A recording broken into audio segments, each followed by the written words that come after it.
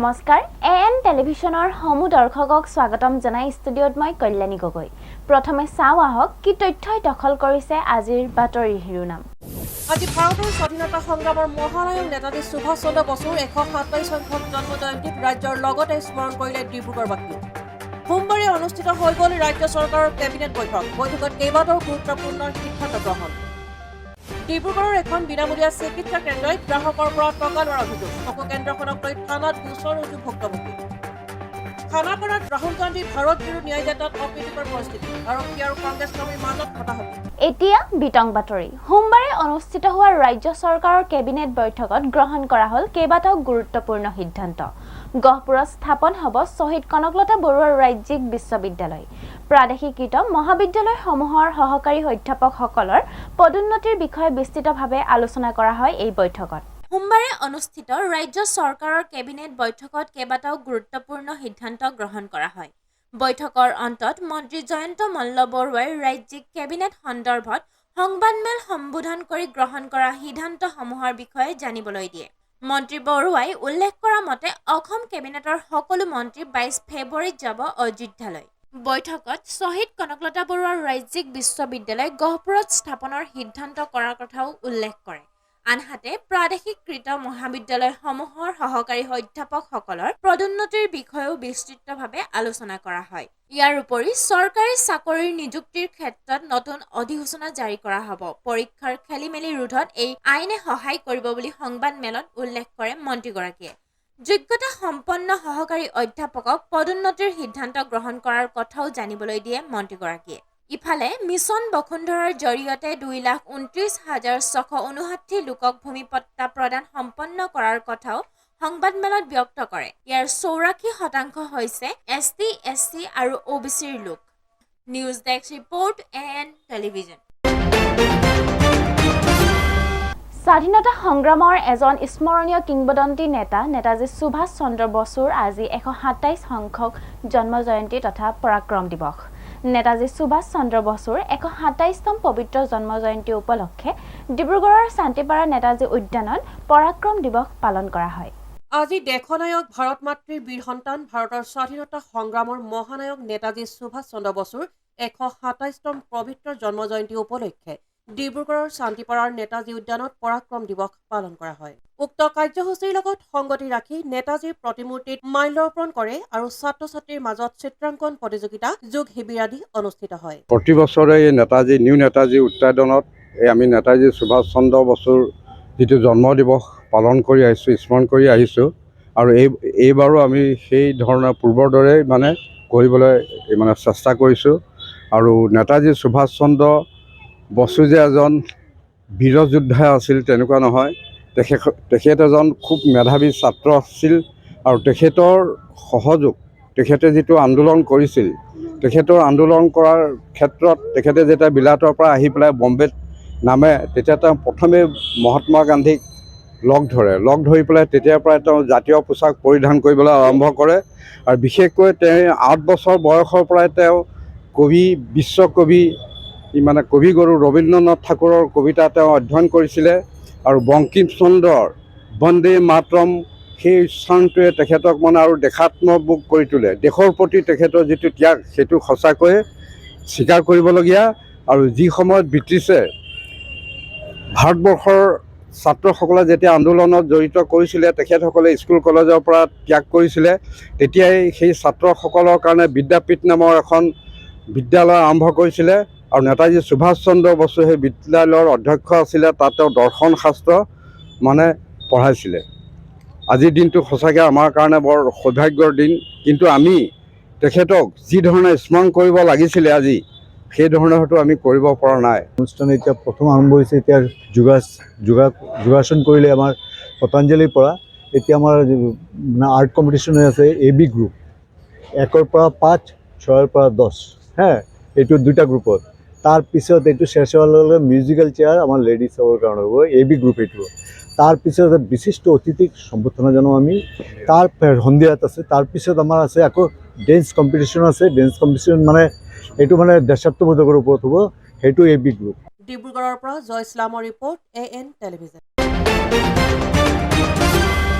ৰাহুল গান্ধীৰ ভাৰত জোড়ো ন্যায় যাত্ৰাৰ সময়তে খানাপাৰাত উত্তপ্ত পৰিস্থিতি বেৰিকেড ভেদি পাৰ হ'বলৈ চেষ্টা কৰোঁতেই আৰক্ষীৰ লাঠিচালনাৰ সন্মুখীন কংগ্ৰেছ কৰ্মী অথন্তৰে লগ এৰা নাই ৰাহুল গান্ধীৰ ভাৰত জোড়ো ন্যায় যাত্ৰাত এইবাৰ খানাপাৰাত ৰাহুল গান্ধীৰ ভাৰত জোড়ো ন্যায় যাত্ৰাত অপ্ৰীতিকৰ পৰিস্থিতি আৰক্ষীৰ হতাহতে লিপ্ত হ'ল একাংশ কংগ্ৰেছ কৰ্মী গুৱাহাটীত ন্যায় যাত্ৰাত অংশ লোৱা সকলৰ ওপৰত লাঠি চাৰ্জ কৰে অসম আৰক্ষীয়ে আৰক্ষীয়ে দিয়া বেৰিকড ভাঙি পেলাই যাত্ৰাৰ অংশগ্ৰহণকাৰীয়ে যাৰ বাবে ন্যায় যাত্ৰাৰ সময়তে খানাপাৰাত সৃষ্টি হয় উত্তপ্ত পৰিস্থিতি নিয়ন্ত্ৰণৰ বাবে আৰক্ষীয়ে কৰে লাঠিচালনা ঘটনাৰ লগে লগে অংশগ্ৰহণকাৰীসকলে বিজেপি চৰকাৰ অসম আৰক্ষী হাই হাই ধ্বনিৰে পৰিস্থিতি উত্তপ্ত কৰি তোলে ইয়াৰ পাছতে কংগ্ৰেছ সাংসদ গৌৰৱ গগৈয়ে ঘটনা সন্দৰ্ভত প্ৰতিক্ৰিয়া প্ৰকাশ কৰি কয় news desk report AN television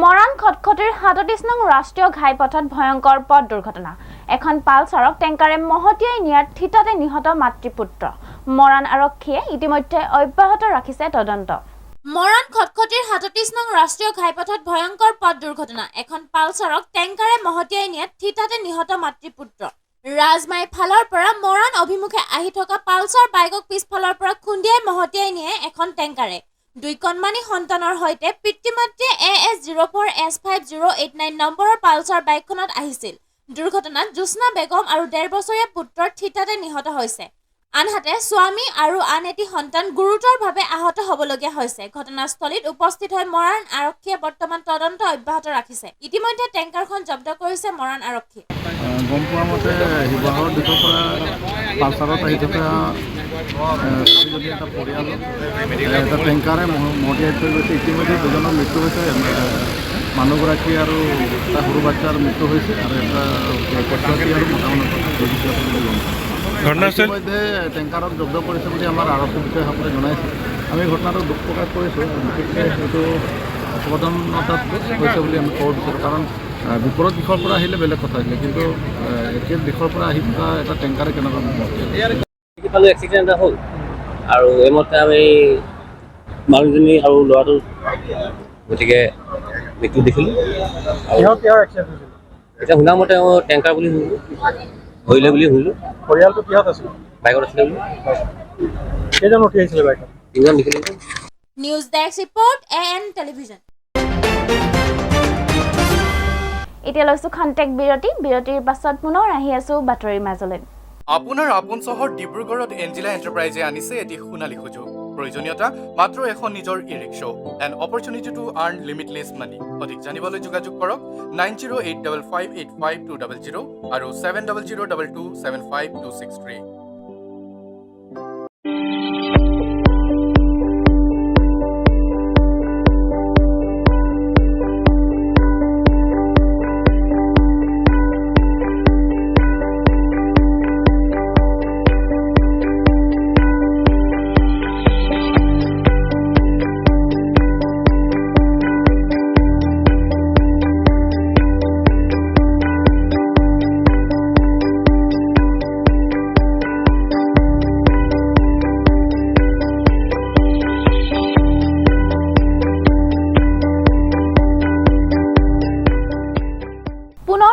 বাতৰিৰ মাজলৈ ডিব্ৰুগড়ত এইবাৰ গ্ৰাহকক আকৰ্ষণ কৰিবলৈ চিকিৎসা কেন্দ্ৰ তথা ব্যৱসায়ীৰ নতুন কৌশল বিনামূলীয়া চকু চিকিৎসাৰ নামত গ্ৰাহকসকলক ৰাম ঠগন বিনামূলীয়া চকু চিকিৎসাৰ বেনাৰ আৰি গ্ৰাহকৰ পৰা টকা বিচৰাৰ অভিযোগ এইবাৰ গ্ৰাহকক আকৰ্ষণ কৰিবলৈ চিকিৎসা কেন্দ্ৰ তথা ব্যৱসায়ীৰ নতুন কৌশল ডিব্ৰুগড়ৰ আমোলাপট্টিত আছে এখন বিনামূলীয়া চকু চিকিৎসা কেন্দ্ৰ প্ৰতিদিনে বিনামূলীয়াৰ নামত চকু চিকিৎসা কৰে এই ব্যক্তিগত প্ৰতিষ্ঠানখনত কেন্দ্ৰটোৰ সন্মুখত কম দৃষ্টিসম্পন্ন ব্যক্তিয়েও খালী চকুৰে দেখি পোৱাকৈ বেনাৰখনত ডাঙৰ ডাঙৰ আখৰেৰে লিখা আছে বিনামূলীয়া চকু চিকিৎসা কেন্দ্ৰ কিন্তু নামত বিনামূলীয়া কেন্দ্ৰটোত গ্ৰাহকসকলক ৰাম ঠগন দি প্ৰতিদিনে ঘটি আহিছে হাজাৰ হাজাৰ টকা আজি ডিব্ৰুগড়ৰ সাদিক আহমেদ আৰু ৰিকুৰাজ সোণোৱাল নামৰ দুজন যুৱকে বিনামূলীয়া দেখি চকুৰ চিকিৎসা কৰিবলৈ সোমাইছিল কেন্দ্ৰটোত মন কৰিব এই বিনামূলীয়া কিন্তু পঞ্জীয়ন কৰিবলৈ লাগে 100 টকা আৰু প্ৰেছক্ৰিপশ্যনৰ বাবে লাগে মাত্ৰ 300 টকা এয়া বিনামূলীয়া চকু চিকিৎসা কেন্দ্ৰ কেন্দ্ৰটোত চিকিৎসক হিচাপে আছে জনৈক বৰ্মন আৰু তেওঁৰ এগৰাকী কন্যা সেই সময়ত পিতৃৰ অনুপস্থিতিত কন্যাই কৰিছিল দুজন যুৱকক চিকিৎসা কলে পিতৃ অহাৰ পিছতহে দিব পাৰিব প্ৰেছক্ৰিপশ্যন কিন্তু তাৰ বিনিময়ত দিব লাগিব 300 টকা বিনামূলীয়া বুলি চিকিৎসা কৰিবলৈ সোমোৱা যুৱক দুজনে এতিয়া মূল্য দিবলগীয়া হোৱাত আচৰিত হৈ লিপ্ত হ'ল বাক বিতণ্ডা। মই ইয়াত আহিছিলোঁ বিনামূলীয়া বুলি, ইয়াত আহি পেলাই শুনিছোঁ ৰেজিষ্ট্ৰেশ্যন ফিজ আছে 100 টকা। তাৰপাছত মই চকু দেখালোঁ, ৰেজিষ্ট্ৰেশ্যন দিলোঁ। তাৰপাছত মোক ক'লে চকু আপুনি ট্ৰিটমেণ্ট কৰক। ডক্টৰ নাই, কোনোবা ছোৱালী এজনীয়ে চাইছে নেকি। তাৰপাছত গম পাইছোঁ ছোৱালী এজনী কোনোবা ইয়াৰে নিজৰ ডক্টৰৰ জীয়েকে চাইছে বোলে চেম্বাৰটোত। তাৰপাছত মোক ক'লোঁ আপোনাৰ চশমা, মই পাৱাৰটো সুধিলোঁ, এতিয়া মই পাৱাৰটো মোক নকয়। তেখেতে মোক কৈছে চশমা আপুনি ফ্ৰেমটো লৈ লওক, তাৰপাছত আপোনালোকে মোৰ ইয়াৰ পৰা যিটো লেন্স হ'ব সেইটো আমি দিম। মই ক'লোঁ মোক পাৱাৰটো কওক, য'ৰ পৰা হয় মই বনাম। তাৰপাছত মোক কৈছে এখন প্ৰেছক্ৰিপশ্যন দিম বোলে, সেই প্ৰেছক্ৰিপশ্যন আপুনি 300 টকা পে' কৰিব লাগিব, তেতিয়াহে মই প্ৰেছক্ৰিপশ্যন দিম। মই ভাবিছিলোঁ বিনামূলীয়া বুলি চকুটো দেখাওঁ, কিবা প্ৰব্লেম হৈছে মই চাই লওঁ। তেখেতলোকে এটা ঠগবাজ কৰি চিকিৎসা কৰিছে। সেইটো মই তেতিয়া গম নাপাওঁ, পিছত গম পাইছোঁ যে ডক্টৰজন তেওঁৰ দেউতাকে হয় বুলি। মই তেওঁ নহয়, ছোৱালীজনী নহয়, মই তেনেকৈ গম পাইছোঁ। তাৰপিছত দেখালে বাৰু, তেওঁ চিকিৎসা কৰিলে। তাৰপিছত ওলাই আহোঁতে তেওঁ কৈছে এতিয়া মোৰ পাৱাৰটো কি, চিকিৎসা যিহেতু কৰিলে পাৱাৰটো গম পাব লাগিব কি হয় কি নহয়। তেতিয়া কৈছে যে তেওঁ পাৱাৰটো গম পাবলৈ কাৰণে আকৌ আপোনাৰ এক্সট্ৰা 200 নে 300 টকা কিবা এটা বিচাৰিছে। মানে সেইটো হিচাপত বিনামূল্য হোৱা নাই, সেইটো কাৰণে মানে তেওঁ আচুৰ ল'ৰা মতা লিখা আছে, আগফালে লিখা আছে। ৰোগী দুজনে খবৰ দিলে আৰক্ষীক। সেই স্থানত আৰক্ষী আৰু সদৌ অসম ছাত্ৰ সন্থাৰ এটা সজাতি দল উপস্থিত হৈ বন্ধ কৰি দিলে কেন্দ্ৰটো। এতিয়া বিনামূলীয়াকৈ লিখি গ্ৰাহকক আভুৱা ভৰাই ধন লৈ ৰোগীক চিকিৎসা কৰা ডাক্তৰ অমিতাভা বৰ্মন আৰু কন্যাৰ বিৰুদ্ধে থানাত এজাহাৰ দাখিল কৰে আছুৱে। এতিয়া ডিব্ৰুগড়ত এনেদৰে স্বাস্থ্য বিভাগৰ চকুত ধূলি দি চিকিৎসাৰ নামত কাঠফুলাৰ দৰে গঢ় লৈ উঠা এনেধৰণৰ প্ৰতিষ্ঠানসমূহৰ বিৰুদ্ধে ব্যৱস্থা গ্ৰহণ কৰিবলৈ আহ্বান জনাইছে আছুৱে। হয়, নিশ্চয়কৈ ডিব্ৰুগড়ৰ আমলাপট্টিস্থিত এটা চকু কেন্দ্ৰ আছে, আমলাপট্টি চাৰিআলি নিচেই কাষতে বিনামূলীয়া চকু চিকিৎসা কেন্দ্ৰ বুলি এটা কেন্দ্ৰ আছে। যিটো কেন্দ্ৰত মানুহ অহাৰ লগে লগে তেখেতলোকৰ পৰা 100 টকা মাচুল লয় আৰু যিখন তেখেতলোকৰ চকুটো চিকিৎসা কৰাৰ পাছত যিখন প্ৰেছক্ৰিপশ্যন দিব লাগে তাৰ নামত আকৌ 200 টকা বিচাৰে। যদি 200 টকা নিদিয়ে তেতিয়াহ'লে প্ৰেছক্ৰিপশ্যন বোলে দিয়া নহ'ব। তেনেকুৱা ধৰণৰ সমস্যা পাইছে বুলি মোৰ সতীৰ্থৰ লগতে ইয়াত চাগে বহুত আগতে এখন আৰম্ভ কৰা বহুত মানুহে চাগে ইয়াৰ সমস্যাটোৰ সন্মুখীন হৈ আহিছে। আৰু আজি আমাক ছাত্ৰ সন্থাক যেতিয়া খবৰ দিলে মই ততাতৈয়াকৈ ইয়ালৈ আহিলোঁ।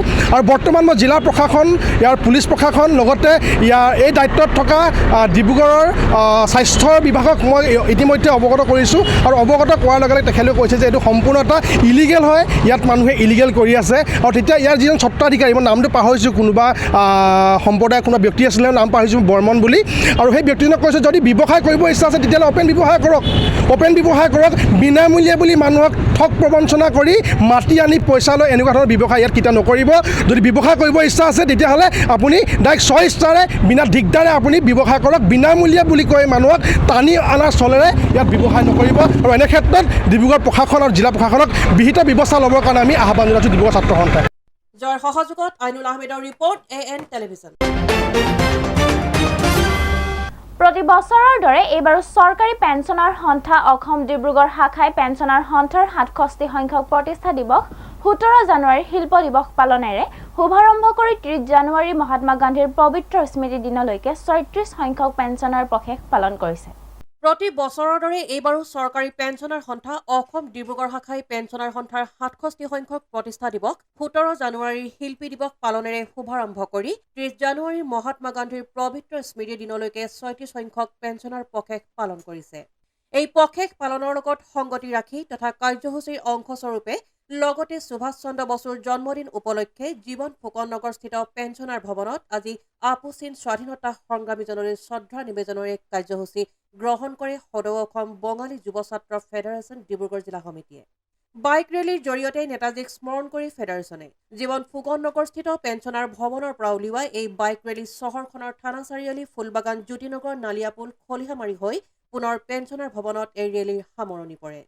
পৰৱৰ্তী সময়ত অনুষ্ঠিত মুকলি সভাত জ্যেষ্ঠ সাংবাদিক হোমেন ফুকনক সম্বৰ্ধনা জ্ঞাপন কৰাৰ লগতে চহৰখনৰ মাজমজিয়াত নেতাজী সুভাষ চন্দ্ৰ বসুৰ এটাৰ প্ৰতিমূৰ্তি নিৰ্মাণৰো দাবী তোলে। আজি সদৌ অসম বাঙালী যুৱ ছাত্ৰ ফেডাৰেচন ডিব্ৰুগড় নগৰ জিলা সমিতি উদ্যোগত নগৰ সমিতি আৰু পেঞ্চনাৰ সন্থাৰ সহযোগত আজি সুভাষ চন্দ্ৰ বসুৰ 127তম জন্ম জয়ন্তী ইতিমধ্যে পুৱাৰ ভাগতে পতাকা উত্তোলন কৰিলে আমাৰ পেঞ্চনাৰ ভৱনৰ সভাপতি সংগঠনৰ পতাকা উত্তোলন মই নিজে সাধাৰণ সম্পাদক জিলা সমিতি কৰিলোঁ। আৰু ৰেলী আমাৰ এতিয়া ওলাই মেলি আমি এতিয়া সমাপ্ত কৰিলোঁ। আমি একদম ফুলবাগান হৈ মেলি নালিয়াপুল হৈ মেলি আহি ইয়াতে সমাপ্ত কৰিলোঁ। তাৰ লগে লগে বীৰ নেতাজী সুভাষ চন্দ্ৰ বসুৰ যি অৱদান আছিলে সেই অৱদানক আমি আজি এই দিনটোত তেওঁক শ্ৰদ্ধা আৰু সহকাৰে আমি তেওঁক কৰিছোঁ। গতিকে আজি বীৰ নেতাজী সুভাষ চন্দ্ৰ বসু দেশৰ ইতিহাসত তেওঁ এটা বীৰ যি নিজে ব্ৰিটিছ খেদিবলৈ আজাদ হিন্দ ফৌজ গঠন কৰি মেলি ব্ৰিটিছ খেদিবলৈ সক্ষম হৈছিলে আজি এই জাতিটো সহ্যবীৰ্য জাতি এটা ব্ৰিটিছক খেদিছিলে কিন্তু কোনোবা ক'ব পাৰে কিন্তু আমি বেংগলী যুৱ ছাত্ৰ ফেডাৰেশ্যনে আমি কৈছোঁ যে এই ব্ৰিটিছক নিজে এটা ফ'ৰ্চ গঠন কৰি যিটো মানি পৰাক্ৰম কৰিছিলে ব্ৰিটিছক তো এই জাতিটো আমি কেতিয়াও আমি সেই তেওঁ যি আছে এইটো আমাৰ হিৰে হিৰে বৈ আছে তেওঁ যিটো আছে তো গতিকে আমি এইটোৱে আহ্বান কৰিছোঁ যে বীৰ নেতাজী সুভাষ চন্দ্ৰ বসুৰ যি এটা গুণ গৰিমা আছিলে যাতে উঠি অহা নৱপ্ৰজন্মৰ মাজত যাতে এটা মানে শিকি তেওঁ যাতে মানে নতুন এটা কৰিব দিশ এটা নিৰ্ণয় কৰিব পাৰে আৰু নিশা জাতীয় দ্ৰব্য এচবৰ পাৰে যাতে নতুন প্ৰজন্ম মুক্ত হয় এটা সুন্দৰ সমাজ গঢ়ি যাতে এটা সুন্দৰ সমাজ গঢ়ি সকলো লগত বৃহত্তৰ অসমীয়া জাতি গঠন কৰি ধুনীয়াকৈ কাম কৰিব লাগে। ডিব্ৰুগড়ৰ পৰা জয়ৰ সহযোগত আইনুল আহমেদৰ ৰিপৰ্ট AN টেলিভিজন। ভাৰতীয় ইতিহাসত সন্নিৱিষ্ট হ'ল 22 জানুৱাৰীৰ দিনটো ৰামলালাৰ প্ৰাণ প্ৰতিষ্ঠা হ'ল অযোধ্যাৰ ৰাম মন্দিৰত। প্ৰাণ প্ৰতিষ্ঠাৰ দিৱসৰ দ্বিতীয় দিনাই ডিব্ৰুগড়ৰ বৰবৰুৱাত দেখা গ'ল বিশাল ধৰ্মীয় শোভাযাত্ৰা। পূজা ফিল্ডৰ পৰা আৰম্ভ হোৱা এই শোভাযাত্ৰাত প্ৰায় 2 সহস্ৰাধিক পুৰুষ মহিলাই অংশগ্ৰহণ কৰে। সোমবাৰে অযোধ্যাত ৰাম মন্দিৰৰ প্ৰাণ প্ৰতিষ্ঠা দিৱসৰ পিছত আজি ডিব্ৰুগড়ৰ বৰবৰুৱাত বিশাল ধৰ্মীয় শোভাযাত্ৰা। বৰবৰুৱা পূজা ফিল্ডৰ পৰা কালী মন্দিৰলৈ 2 সহস্ৰাধিক পুৰুষ মহিলাৰ অংশগ্ৰহণেৰে শোভাযাত্ৰা বাহিৰ। পবিত্ৰ ব্ৰহ্মপুত্ৰৰ কলহত জল লৈ মহিলাসকলে অংশগ্ৰহণ কৰে এই ধৰ্মীয় শোভাযাত্ৰাত। তদুপৰি অযোধ্যাৰ ৰাম মন্দিৰ প্ৰাণ প্ৰতিষ্ঠাৰ লগত সংগতি ৰাখি বৰবৰুৱা নামঘৰত দুদিনীয়াকৈ অবিৰত নাম সংকীৰ্তনৰো আয়োজন কৰা বুলি উদ্যোক্তাসকলে জানিবলৈ দিছে। কালি অযোধ্যাৰ প্ৰাণ প্ৰতিষ্ঠাৰ এই উপলক্ষে আমি কালি ঝাণ্ডা লৈ পৰিদৰ্শন কৰিলোঁ আৰু শোভাযাত্ৰা উলিয়াই কিনে বৰবৰুৱা কালী মন্দিৰৰ পৰা পূজা ফিল্ডলৈকে গৈ আকৌ জিৰ' পইণ্টলৈকে আহিলোঁ। তাৰ আগতে আমি অযোধ্যাত ৰামলালাৰ 550 বছৰীয়া যিটো ৰায়দান আছিলে সেইটো আমাৰ আইনৰ সুবিধা দি আমাৰ ডিব্ৰুগড় ডিষ্ট্ৰিক্টৰ গৰ্বৰ কথা কি আমাৰ ৰঞ্জন গগৈ ছাৰে যিটো দি গ'ল তাৰ ওপৰত যে আমি সকলো হিন্দু আৰু ভাৰতবৰ্ষৰ কাৰণে যিটো হাই কাজিয়া আছিলে সেইটো খতম হ'ল আৰু তাৰ কাৰণে আমি সকলো ভাৰতবৰ্ষৰ সুখ শান্তিৰে থাকিব আৰু সেইকাৰণে আমি 24 ঘণ্টা হৰে ৰাম ৰাম ৰাম হৰে হৰে কীৰ্তন পাতিছোঁ আজিৰ পৰা। আজিও শোভাযাত্ৰা উলিয়ালোঁ কালচা যাত্ৰা। যোৱাকালি অযোধ্যাত প্ৰাণ প্ৰতিষ্ঠা হ'ল আৰু তাৰ লগত সংগতি ৰাখি বৰবৰুৱা অঞ্চলবাসীয়ে আমাৰ শ্ৰী শ্ৰী কালী মন্দিৰ প্ৰাংগণত আজিৰ পৰা 24 ঘণ্টা অখণ্ড হৰিকীৰ্তন উদযাপন কৰিছে। তাৰ লগত সংগতি ৰাখি আজি ব্ৰহ্মপুত্ৰ পাৰৰ পৰা প্ৰায় 400-500 মানুহ পানী লৈ কলহ যাত্ৰা কৰা হ'ল আৰু এতিয়া আমাৰ খন্তেক পিছতে আমাৰ যি পূজা শুভাৰম্ভ হ'ব আৰু আমি সমূহ বৰবৰুৱা অঞ্চলবাসী ৰাইজক এই অনুষ্ঠানটিত হাৰ্দৰে নিমন্ত্ৰণ জনাইছোঁ। যিখিনি জল আমি কলহত থকা জলখিনি কণিকত কেনেদৰে ব্যৱহাৰ কৰা হয়? এইটো আমাৰ পূজাত ব্যৱহাৰ কৰা হয়। আমাৰ যিটো পবিত্ৰ জল ব্ৰহ্মপুত্ৰ জল আমি পবিত্ৰ হিচাপে মানি লওঁ। News desk report AN television. আজিৰ শেষৰটো বাতৰি নামৰূপত বয়ন শিল্পৰ কৰ্মশালা। অঞ্চলটোৰ স্বেচ্ছাসেৱী অনুষ্ঠান LV ফাউণ্ডেশ্যনৰ উদ্যোগত কছাৰীপথাৰ গাঁৱত আৰম্ভ হৈছে আত্মনিৰ্ভৰশীলতাৰ বিপ্লৱ। নামৰূপৰ স্বেচ্ছাসেৱী অনুষ্ঠান LV ফাউণ্ডেশ্যনৰ উদ্যোগত কছাৰীপথাৰ গাঁৱত আৰম্ভ হৈছে আত্মনিৰ্ভৰশীলতাৰ বিপ্লৱ। সমাজসেৱক অনন্ত বড়োৰ নেতৃত্বত LV ফাউণ্ডেশ্যনে প্ৰায় এবছৰৰ আগৰ পৰাই মহিলা সবলীকৰণ, বড়ো জনগোষ্ঠীৰ পৰম্পৰা ৰক্ষা আদি বিভিন্ন বিষয়ত কাম কৰি আহিছিল। এই ফাউণ্ডেশ্যনৰে এটা অংশ হিচাপে পাহি শীৰ্ষক মহিলা সবলীকৰণ গোটে বয়ন শিল্পত গুৰুত্ব প্ৰদান কৰি উজনি অসমৰ বিভিন্ন প্ৰান্তত হস্ত তাঁতশালৰ জৰিয়তে স্বাৱলম্বিতাৰ পথ বাছি লৈছিল। LV ফাউণ্ডেশ্যনে এই প্ৰয়াসক অধিক মজবুত কৰি নামৰূপৰ কছাৰীপথাৰ গাঁৱত বয়ন শিল্পৰ এটা বৃহৎ ভৱন নিৰ্মাণ কৰে। এই ভৱনত উন্নতমানৰ তাঁতশালৰ যোগান ধৰি অইল ইণ্ডিয়াৰ তত্বাৱধানত নামৰূপৰ নিকটৱৰ্তী 11খন গাঁৱৰ মহিলাক বয়ন শিল্পৰ প্ৰশিক্ষণৰ ব্যৱস্থা কৰে। প্ৰশিক্ষণৰ আৰম্ভণি অনুষ্ঠানত শিৱসাগৰ জিলাৰ প্ৰাক্তন উপায়ুক্ত লক্ষীনন্দন গগৈ, নামৰূপ মহাবিদ্যালয়ৰ অধ্যক্ষ ডক্টৰ দুৰ্গাপ্ৰসাদ গগৈ প্ৰমুখ্যে কেইবাজনো বিশিষ্ট ব্যক্তি উপস্থিত থাকে। কাৰ্যালয় এটা উদ্বোধন হৈছে LV ফাউণ্ডেশ্যন আৰু লগতে বয়ন শিল্পৰ যিটো কেন্দ্ৰ সেই কেন্দ্ৰটো উদ্বোধন হৈছে আৰু অতিকে সুখৰ কথা যিহেতু LV ফাউণ্ডেশ্যন মানে লীলাকান্ত বড়ো ফাউণ্ডেশ্যনৰ নামত তেওঁৰ প্ৰয়াত লীলা বড়োৰ সুযোগ্য সন্তান কনিষ্ঠ সন্তান অনন্ত বড়ো ডাঙৰীয়াৰ উদ্যোগত তেখেত ডিগবৈ চাকৰিয়াল সূত্ৰে থাকে পাইছিলোঁ। হ'লেও তেওঁৰ প্ৰচেষ্টাত আজি এই কছাৰী পথাৰত নামৰূপ অঞ্চলৰ কছাৰী পথাৰ গাঁৱত ঠিক পাটকাই পৰ্বতৰ পাদদেশত এনেকুৱা এটা অনুষ্ঠান গঢ় লৈ উঠাটো এটা খুব ভাল কথা। আমি প্ৰশংসা কৰিছোঁ আৰু উৎসাহিত কৰিছোঁ আৰু আশীৰ্বাদ কৰিছোঁ। এই বয়ন শিল্পটোত আমাৰ শিপিনীসকলে অকল মহিলা বুলি নহয়, এই অঞ্চলৰ পুৰুষেও অংশগ্ৰহণ কৰিব পাৰিব। আৰু এতিয়া প্ৰশিক্ষণ দিবলৈ আটাইতকৈ ভাল কথা যে অভিজ্ঞ এজন প্ৰশিক্ষক আহিছে। অভিজ্ঞ প্ৰশিক্ষক বুলি এইকাৰণে কৈছোঁ যে চৰকাৰী প্ৰশিক্ষক এজন বিভিন্ন স্থানত প্ৰশিক্ষণ দি থকা তাঁতশালৰ ওপৰত এই পাপু বড়ো নামৰ এজন প্ৰশিক্ষক আহিছে, সেইটো এটা আটাইতকৈ ডাঙৰ কথা। আৰু এই শিপিনীসকলক লৈ কালিলৈ অৰ্থাৎ 23 তাৰিখৰ পৰা আমাৰ ইয়াত প্ৰশিক্ষণ অনুষ্ঠিত হ'ব। আৰু এই প্ৰশিক্ষণ দি আমাৰ অইল ইণ্ডিয়া CSR আণ্ডাৰত তেখেতসকলে অনুষ্ঠিত কৰিছে। আৰু আমি আশা কৰিছোঁ ইয়াৰ ট্ৰেইনিঙৰ পৰা আমাৰ যিসকল মহিলা আছে তেখেতসকলৰ সবলীকৰণৰ কাৰণে যথেষ্ট সুবিধা হ'ব আৰু তেখেতসকলে এই ট্ৰেইনিঙৰ পৰা যথেষ্ট উপকৃত হ'ব। News desk report AN television. আজিৰ বাতৰি ইমানেই। AN টেলিভিছনৰ ষ্টুডিঅ'ৰ পৰা মই কল্যাণী গগৈ ইমানতে বিদায় লৈছোঁ। নমস্কাৰ।